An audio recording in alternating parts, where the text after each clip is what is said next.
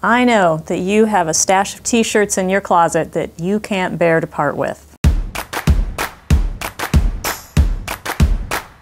Hey!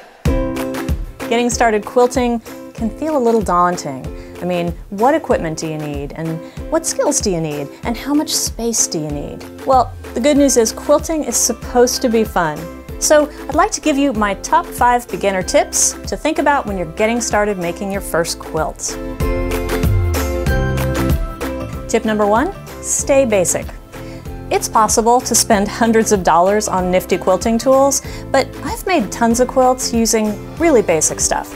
If you have a 3x18 quilting ruler and a rotary cutter and an 18x24 quilting mat, you'll be just fine. Tip number 2, figure out your workspace ahead of time. You really don't need a fancy studio to make a quilt, but you are going to need a tabletop that fits your cutting mat. You're going to need a big place to lay quilt blocks out, and you're also going to need a spot for your sewing machine.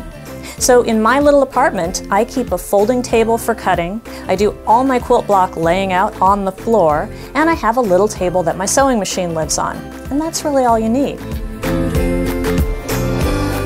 Tip number 3, start small.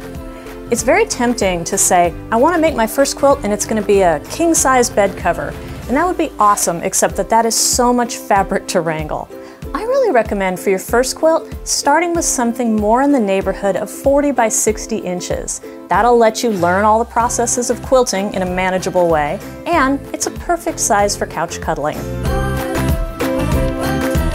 Tip number 4 is keep it simple. There's a whole universe of gorgeous quilt patterns out there, but for your first quilt, it's really best to look for something that involves all straight seams, not a lot of matching points, no curves, and that way you can enjoy the process of quilting without being bogged down by the need for too much perfection. Tip number 5, give yourself time.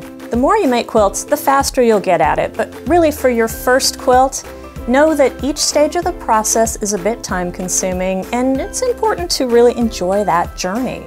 So make yourself a cup of tea and put on a good movie and be present in the process, because you're investing time to make a lasting treasure, and so you want to enjoy that.